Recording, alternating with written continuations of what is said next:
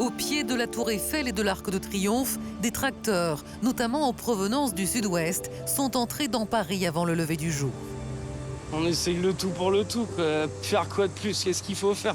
Quand on voit tous nos voisins, nos amis qui se suicident les uns après les autres, j'ai peur que ça finisse très mal. Les agriculteurs, parmi lesquels de nombreux bonnets jaunes de la coordination rurale, se sont rassemblés dans la matinée devant le Palais Bourbon. Échange tendu avec la présidente de l'Assemblée nationale. À l'unanimité, les députés, ils ont voté contre le Mercosur. Montrez que vous avez du pouvoir. Colère et inquiétude à quelques jours de la signature possible de l'accord de libre-échange entre l'Union européenne et des pays d'Amérique latine. La ministre de l'Agriculture a tenté avant-hier de calmer les esprits en assurant que rien n'est joué d'avance. Quand bien même le Conseil européen adopterait l'accord avec le Mercosur, c'est ensuite le Parlement européen qui va devoir se prononcer sur cet accord. Et ensuite, ce sera une ratification. Donc le combat n'est pas terminé. Si le combat n'est pas terminé, la partie est bien mal engagée, car la présidente de la Commission européenne défend bec et ongle un accord négocié par l'UE depuis 25 ans. Elle a promis une rallonge budgétaire pour soutenir le secteur agricole et Bruxelles donne des gages, comme l'interdiction annoncée hier de plusieurs pesticides dans les produits importés en Europe. De quoi satisfaire l'Italie, jusqu'ici défiante. Si toutes les garanties que nous avons demandées nous sont données, alors nous approuverons la signature de l'accord. Alors la France va-t-elle se retrouver seule face aux États pro-Mercosur emmenés par l'Allemagne? Concurrence déloyale dénoncée par les agriculteurs ou opportunité vantée par Bruxelles? Quel serait l'impact de l'accord de libre-échange? La colère contre le Mercosur témoigne-t-elle d'un mal plus profond de notre modèle agricole? Nos trois invités pour ce débat. Fanny Métra, bonsoir, porte-parole nationale de la Confédération paysanne. Vous êtes éleveuse de brebis, vous avez 180 mères, 160 mères. Ça aussi. Voilà. En Ardèche, vous avez rencontré le Premier ministre et la ministre de l'Agriculture avant-hier, on en parlera tout à l'heure. Et selon vous, le Mercosur n'est pas désiré, même au-delà du monde paysan. Les garanties qui ont été négociées sont de la poudre aux yeux. Et selon vous, on ne peut pas brader l'agriculture française au nom de l'exportation de voitures allemandes. À côté de vous, Jean-Marc Daniel, bonsoir, économiste, bonsoir. Professeur émérite à l'ESCP Business School, dernier essai, nouvelle leçon d'histoire et économique. J'ajoute que vous reprenez vos causeries au Théâtre de Poche à Paris le 24 janvier prochain. 19 janvier. Donc 19 janvier prochain. Et selon vous, il faut signer cet accord et des secteurs de l'agriculture en bénéficieront.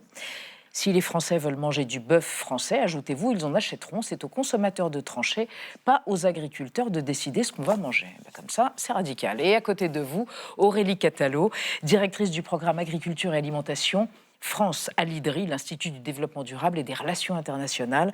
Vous estimez que les agriculteurs s'inquiètent depuis longtemps de leur capacité à exercer leur métier et à en vivre dignement. Leur colère se poursuivra tant que les solutions proposées ne dépasseront pas le court terme.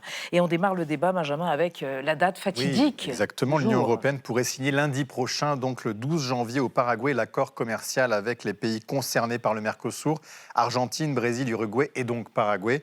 Le vote des 27 pays de l'Union européenne devrait se faire demain, au samedi au plus tard, pour que la présidente de la Commission européenne puisse valider le traité en début de semaine prochaine, après 25 ans de négociations. Fanny Métra, vous avez encore un espoir que ce traité puisse être bloqué ou c'est plié? En fait, nous, on a toujours d'espoir tant que c'est pas signé. Et clairement, pour nous, même si le Premier ministre et la ministre de l'Agriculture nous ont certifié que c'était pas possible, ils nous ont même dit que l'Irlande avait accepté l'accord de libre-échange, alors qu'on a bien eu aujourd'hui la réponse comme quoi ils votaient contre. Ouais. La minorité de blocage est encore possible. La Roumanie ne s'est pas prononcée, la Belgique s'abstient, la Pologne, c'est des fervents. Historiquement, ils sont contre le Mercosur. En fait, il y a moyen, il faut atteindre 35% de la population pour atteindre la minorité de blocage. Européenne. On n'en est pas loin. Il faut arrêter de faire croire que c'est plié. Et il faut arrêter... Enfin, franchement, le gouvernement français nous a fait des milliards de promesses. Ils ont intérêt à les tenir. Jean-Marc Daniel, l'abstention, ce serait une hypocrisie pour vous? Je pense que ce serait une hypocrisie totale. Il faut prendre position clairement. Je pense que En votant contre, Oui. si on vous... moi, en votant Bien. pour l'accord de libre-échange, de libre-échange, et il faut assumer le fait que Malgré l'unité de tous les syndicats agricoles, ils sont oui, tous mais contre. encore une fois, Donc, ça ils se concerne donc le Mercosur, c'est un groupe de pays, et c'est un accord commercial avec ce groupe de pays. 4 pays. Et 4 pays. Et donc ces pays ont un avantage considérable, c'est que ce sont des pays qui sont assez dynamiques. Le Brésil, c'est une des économies les plus dynamiques en ce moment, un taux de croissance qui est 3 fois celui de la France en ce moment. C'est donc des débouchés potentiels qui sont énormes. En plus, effectivement, sur le plan strictement agricole, parce qu'il n'y a pas que l'agriculture dans cet accord, mais même sur le plan strictement agricole. Mais là, on parle de l'agriculture. Oui. Et je rappelle quand même que d'abord, la Roumanie, qui est la deuxième puissance agricole, entre guillemets, de l'Union européenne, hein, la première par le nombre de paysans, c'est la Pologne. Ensuite, il y a la Roumanie, l'Italie et la France est derrière. Et donc, la Roumanie n'a pas pris position, clairement. C'est-à-dire que la Roumanie se pose la question en considérant qu'il ne faut pas uniquement répondre aux attentes immédiates d'une partie de sa population. Et même dans le monde agricole, encore une fois, il y a des débouchés. Dans le dernier vote qui a eu lieu à l'Assemblée sur cet accord commercial, il y a eu une sorte d'unanimité contre cet accord commercial. Il y a un seul député qui a voté pour, enfin, qui a fait savoir qu'elle était disposée à approuver cet accord. C'était la députée de la 2e circonscription de la Charente, qui est une des circonscriptions les plus rurales de France. Mais pourquoi elle a choisi ça? Parce que la Charente, c'est le cognac. Et le cognac, mais les vins et spiritueux sont... c'est 80% d'exportation de sa production. Et donc, effectivement, de même que on parlera éventuellement du CETA, quand on regarde le bilan du CETA. Parce que les droits de douane américains sont trop élevés, donc du coup, ça les arrangera. On a intérêt à se reporter, et à se Oui. reporter aussi, je terminerai là-dessus, à se reporter vers des marchés comme la Chine aussi. Et la Chine commence à s'agacer en voyant notre position protectionniste. Elle a déjà pris elle-même des positions contre la viande de porc, donc contre notre agriculture. Donc il ne faut pas se faire d'illusions. Si on agit contre les productions agricoles de nos partenaires, ils vont réagir contre nos productions Jean-Marc Daniel, agricoles. votre voisine s'agace aussi. Bah oui, en fait, on sait bien que les accords de libre-échange ont détruit. Il y a quelques décennies, on était encore 1 million de paysannes et de paysans en France. On est moins de 400 000 aujourd'hui. Qu'est-ce qu'on veut? Un monde sans paysans, c'est un monde fini. Alors, vous faites partie d'un ancien monde, monsieur. Désolé de vous le dire, mais clairement, on vit un effondrement climatique, un effondrement de la biodiversité. On l'a vu tout à l'heure, hein, avec les coraux.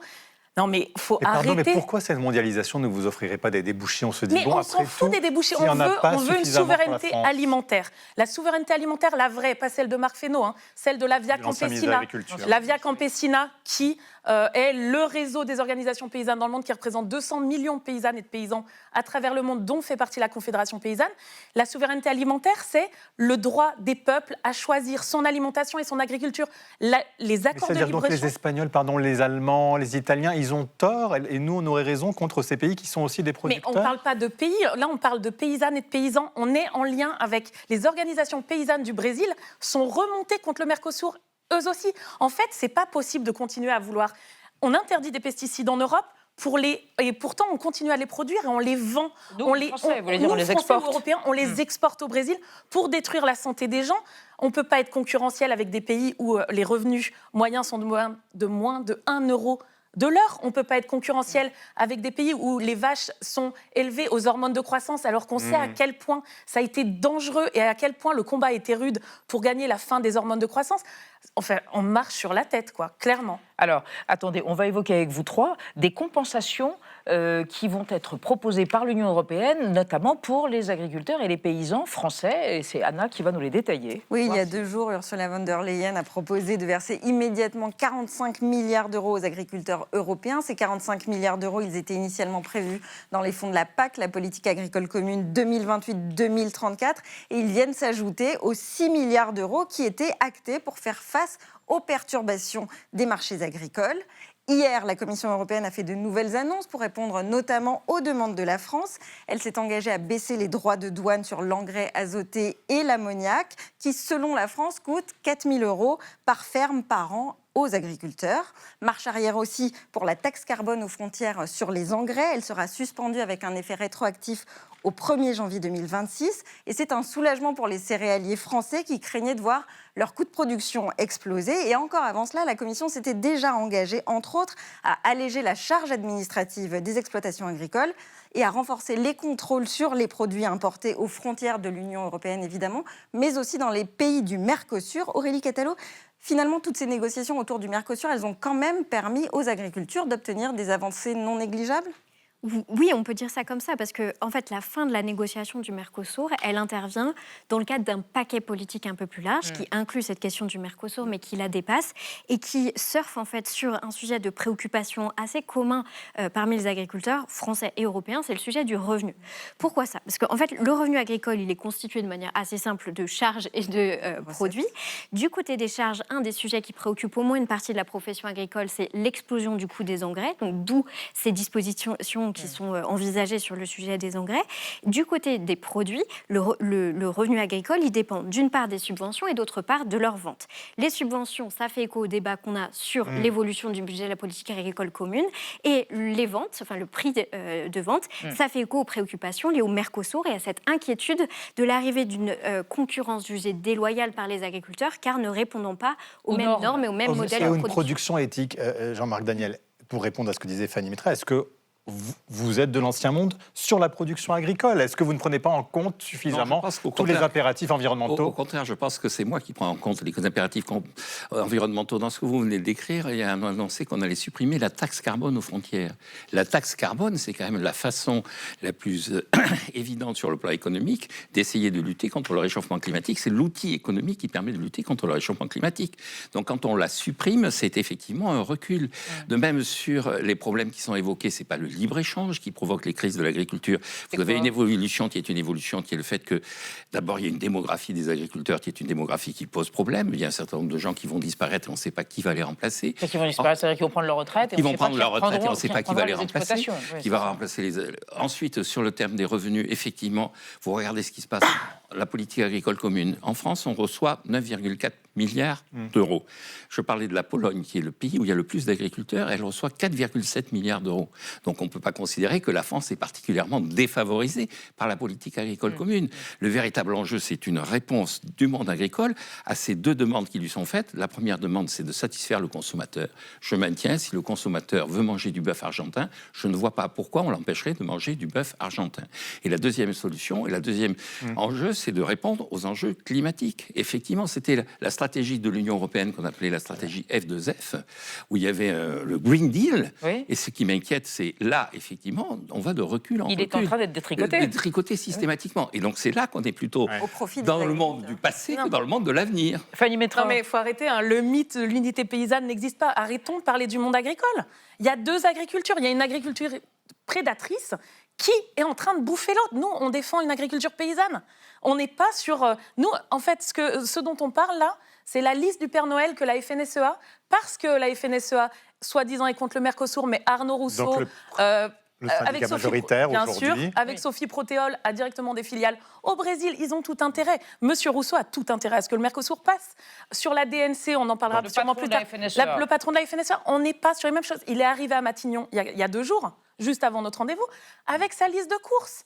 Ces fameuses mesures dont on parle... Oui, mais lui dit je m'adapte aux impératifs du marché. Non, mais lui, il a une vision très particulière de l'agriculture, ça n'est pas celle de la Confédération paysanne et d'une grande majorité des paysans. Sur les blocages, il faut le savoir, il y a des paysans de la FNSEA qui sont en train de dire mais on n'en peut plus, il n'y a rien qui est fait sur le revenu, il n'y a rien qui est fait sur les prix minimum d'entrée. En fait, on ne peut pas penser monde agricole uniquement par le prisme de l'économie mondiale. Ça n'est pas possible. Mais Aurélie Catalo, éclairez-nous pourquoi on reçoit plus d'argent de la PAC et on a moins de production quand Pologne nous dit Jean-Marc Daniel. Non, ce qui a été évoqué, c'est qu'on a moins d'agriculteurs. On a moins d'agriculteurs, on en a 3 fois moins. Tout à fait. Or, la clé de répartition du budget de la politique agricole commune entre les États membres, c'est en premier lieu la surface agricole utile. Et c'est la France qui a la plus grande surface agricole des différents États membres. C'est à ce titre qu'elle est la première bénéficiaire du budget de la PAC. Ceci étant dit, les clés pourraient être un peu... cette clé de répartition pourrait être un peu modifiée dans la réforme de la politique agricole commune et du budget européen qui est annoncé après 2027. C'est notamment sur la base de cette réforme envisagée de la distribution du budget de la politique agricole commune qu'un certain nombre d'agriculteurs se sont inquiétés, ont mis la pression sur la Commission européenne et d'où les annonces d'Ursula von der Leyen toutes récentes pour dire « je vous ai entendu, ça ne vous va pas les intentions initiales de la Commission européenne qui mettaient une pression à la baisse sur le budget de la PAC et donc elle donne des garanties pour dire on va faire en sorte de vous annoncer davantage de stabilité du budget de la PAC ». Alors attendez, on va regarder une archive à propos propos des accords de libre-échange qui cristallisent beaucoup de colère, beaucoup d'angoisse de la part de la paysannerie et des agriculteurs en France. En 2019, c'était le CETA, accord de libre-échange entre l'Europe et le Canada. Alors certains étaient ravis, d'autres étaient fort inquiets et redoutaient la concurrence canadienne. Regardez. 2 agriculteurs et 2 visions opposées du traité avec le Canada. Pour ce jeune éleveur bovin déjà en difficulté, la levée des droits de douane sur la viande canadienne pourrait encore déstabiliser son activité. Face à l'élevage outre-Atlantique, il se sent désavantagé. Là-bas, ils sont beaucoup plus intensifs. Ils utilisent des produits que nous, on n'a pas le droit ici, comme les farines animales, qui permettent un développement beaucoup plus rapide que nous ici des animaux, des bovins. Et du coup, ils sont plus compétitifs. Le traité avec le Canada a un accord négatif, pas forcément pourtant dans toutes les filières. Chez ce viticulteur près de Tours, la majorité des bouteilles qu'il exporte rejoignent déjà les États-Unis. Alors l'idée de s'implanter un peu plus au Canada l'enthousiasme. Le marché canadien, aujourd'hui, représente environ 200-220 000 bouteilles. On dit toujours c'est un peu le petit frère du marché américain. Le petit frère, il suit, donc il est dans la vague, tant mieux pour nous. Fanny Meytra, plus 10% d'échanges commerciaux grâce au CETA en notre faveur. Donc il peut y avoir dans les échanges commerciaux une balance positive pour les agriculteurs Oui, français. et tous les prix dérégulés, la filière lait qui s'est cassé la figure derrière. Enfin, moi, le CETA, je le connais moins, mais par contre, l'accord UE-Nouvelle-Zélande, je le connais bien, vu que ça touche la filière ovine. Les agneaux. Quand même, depuis, la filière s'est complètement cassée la figure. Vous avez beaucoup perdu, par exemple, en termes de revenus. On fait de la vente directe, du coup, c'est pas nous les plus impactés, mais si, ça impacte forcément toute la filière, dans le sens où on ne produit plus que 45% de la viande ovine qui est consommée en France. Mais on parle de relocalisation, on parle de souveraineté alimentaire. Il y a Annie Genevard et ministre de l'Agriculture, elle n'arrête pas de parler de ça, mais ils ne savent pas de quoi ils parlent. Parce que votre production est trop chère ou pas, par exemple ? Bien sûr, en Nouvelle-Zélande, en fait, c'est des méga fermes en extensif d'élevage ovin. En fait, on ne peut pas être concurrentiel. Il faut imaginer que c'est pas que des histoires de quotas qui arrivent. C'est pas 99 000 tonnes d'aloyaux qui va arriver. Ça va faire diminuer les prix, ça va baisser les prix. En fait, dans leur ensemble, c'est de la dérégulation. Mais il y a des agriculteurs qui sont pour le Mercosur, où il y a des céréaliers, où il y a des... Et pour la PAC, c'est pareil. En fait, il faut bien imaginer que la PAC, quand on parle de budget totaux, c'est pas possible. Commune. La politique agricole commune, c'est 80% de la PAC va seulement à 20% des agriculteurs en France. Du coup, on ne peut pas, à chaque fois, prendre des chiffres comme ça et ne pas les détailler parce que ça, franchement, ça foire le débat. Il faut sacrifier la qualité au profit de la productivité, c'est ce que dit Fanny Meytra. Il ne s'agit pas de sacrifier la qualité, il s'agit de laisser le consommateur décider. Quand on dit qu'il y a des prix qui baissent, mais les prix qui baissent, ça fait du pouvoir d'achat. Et je pense que c'est une des préoccupations majeures de ce pays, de maintenir un certain niveau de pouvoir d'achat. La deuxième remarque que je ferai, vous avez pris le CETA, mais... En 90, il y avait les accords de Blair House avec les États-Unis. De Blair House. Le Blair House, c'est le ministère de l'Agriculture américain. Et il y avait déjà le monde agricole qui était remonté contre ces accords. Et puis après, il y a eu le rapport Sapir, d'André Sapir, où la Commission devait revoir les budgets agricoles pour essayer d'orienter les politiques européennes plutôt vers l'avenir et la recherche et moins vers ce qu'avait été la politique agricole commune des années 50. Et le monde agricole... que les agriculteurs sont incapables de s'adapter ? Mais au contraire, les agriculteurs finissent par s'adapter. Le véritable problème, c'est que les agriculteurs s'adaptent, mais il y a à chaque fois, il y a une manifestation assez violente d'opposition, alors qu'en réalité, sur le terrain, ils s'adaptent. Et la dernière remarque que je ferai, c'est que sur le cheptel bovin, par exemple, un des enjeux, c'est pas uniquement le prix, c'est pas uniquement la production. Il a perdu 1 million de têtes en France en plusieurs années. Mais c'est aussi la production de méthane. C'est-à-dire que quand la Commission européenne dit on va baisser de 10% le nombre de vaches et de bœufs en Europe, c'est parce qu'elle veut réduire la production de méthane pour lutter contre le réchauffement climatique. Donc il y a des enjeux qui ne concernent pas que le revenu immédiat du monde agricole. Alors justement, est-ce que le Mercosur, c'est l'arbre qui cache la forêt ? Les dysfonctionnements sont plus profonds. De l'aveu même, écoutez, de la ministre de l'Agriculture, Annie Genevard. Pour la première fois depuis 40 ans, notre excédent commercial sera probablement à zéro. C'est un signal d'alarme majeur et ça signe la perte de puissance de notre agriculture. Je rappelle quand même que la France est le premier pays agricole de l'Union européenne. On exporte moins de produits laitiers parce qu'on a moins de vaches et moins de cheptels. Il y a une décapitalisation du cheptel parce qu'on ne cesse de mettre en cause l'élevage. Donc, vous voyez bien que là, on perd un outil de puissance économique et c'est extrêmement grave. Alors précisons que ces propos ont été tenus avant la crise de la dermatose nodulaire. Aurélie Catalo, comment expliquer ce décrochage ? C'est plus vaste comme crise et ce dont on parle là, le Mercosur, est juste en fait le haut de l'iceberg ? Oui, bien sûr, il y a des ferments de la colère qui sont beaucoup plus profonds au sein du monde agricole. Il y a une diversité de revendications qui peuvent diverger selon les syndicats.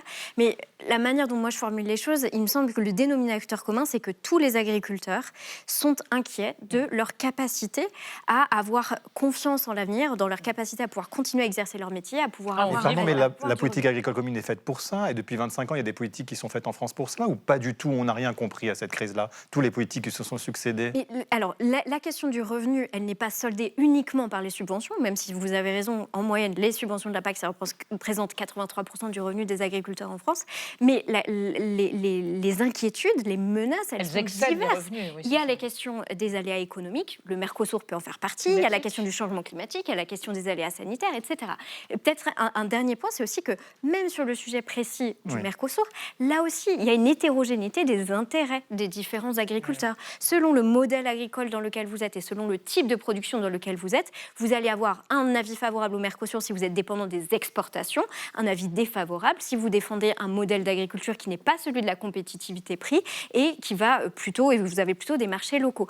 Et il y a même des intérêts divergents entre agriculteurs et autres opérateurs économiques des filières agroalimentaires. Certaines industries agroalimentaires françaises ont tout intérêt à pouvoir s'approvisionner avec de la matière première qui leur vient de l'étranger. Qui, par exemple qui est moins cher. Qui leur vient de l'étranger. Bien sûr. Quelle filière, par exemple? Le poulet. Pourquoi un industriel agroalimentaire dont l'objectif premier est de maximiser ses profits s'embêterait, entre guillemets, à perdre en rentabilité économique s'il peut avoir accès à du poulet en plus grande quantité, moins cher? Et donc ça illustre non pas le fait qu'il faut nécessairement défendre la position de cet industriel du poulet, ça illustre le fait qu'au sein du monde agricole, on a des intérêts économiques qui sont divergents et que tout l'enjeu politique, c'est d'arbitrer quelle est la priorité. Est-elle de maximiser la rentabilité économique de l'industriel, défendre un certain modèle d'agriculture ou encore autre chose? Mais Fanny Mestras, en même temps, on a entendu des collègues syndicats dire il faut plus de contrôle, qu'on nous embête plus, on veut plus de normes. Oui, mais quand nous, même, on est la Confédération paysanne. Attention, ne mélangeons pas. Encore une fois, arrêtons avec cette unité paysanne. Nous sommes la Confédération paysanne. Nous disons les normes sociales et environnementales protègent avant tout les paysans et la population. Vous n'êtes pas contre les normes, vous, européennes? Mais bien sûr que non, mais en fait, il n'y a sans pas normes, de on ne transposition vit pas. excessive des normes européennes, c'est ça qu'on entend aussi? Mais en fait, il y a des normes abusives, mais c'est pas sur le social et l'environnemental qu'elles sont. C'est un faux débat. Faire croire que le problème des paysans, c'est l'écologie, c'est le monde urbain, c'est un faux débat. Les vrais problèmes, c'est le libre-échange, c'est des politiques qui préfèrent vendre des voitures plutôt que de protéger l'agriculture. Et ça, c'est très clair. Et quand même, moi, j'aimerais dire un mot sur la dermatose nodulaire contagieuse. Terminé. Parce que clairement, la colère, elle est aussi là-dessus. Les politiques sanitaires qui misent tout sur l'économique, c'est pas tenable. En fait, réellement, les enjeux agricoles ne peuvent pas être vus uniquement que par le prisme de l'économie, en particulier quand on est éleveur et quand on s'adapte sur un territoire avec un troupeau. C'est toute une vie de travail, ça, et on est en train de la détruire. Et Annie Genevard, nous, on appelle à sa démission aujourd'hui, clairement.